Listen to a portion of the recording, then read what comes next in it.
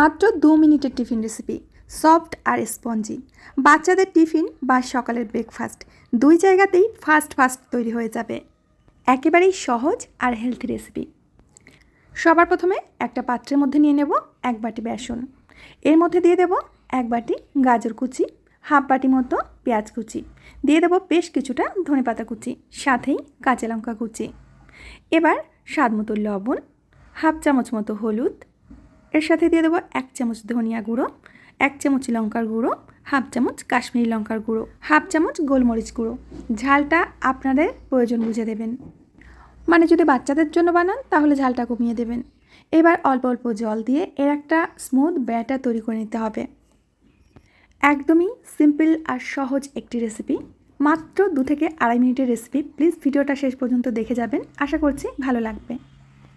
তো ব্যাটারটাকে খুব সুন্দর করে আমি ফেটিয়ে নিয়েছি, দেখুন একদম পাতলা করেও নয় আর খুব বেশি ঘন করে নয়। এবার এর মধ্যে দিয়ে দেব ডিম।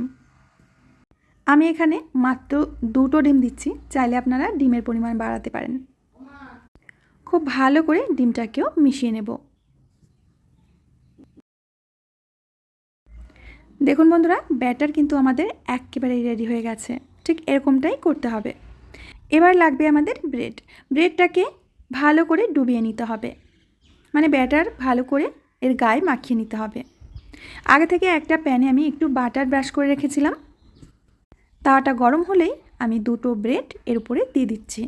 গ্যাসের ফ্লেমটা মিডিয়ামে রেখে উল্টে পাল্টে ভেজে নিতে হবে।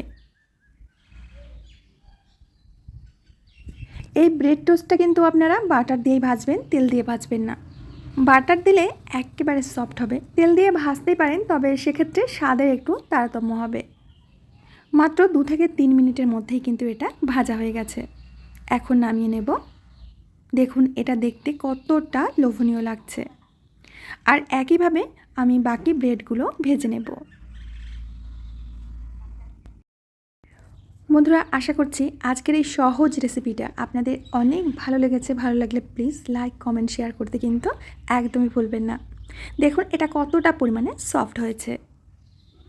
একদম কম সময়ে সহজ কিছু টেস্টি খাবার খেতে ইচ্ছা করলে ঝটপট বানিয়ে নিতে পারেন।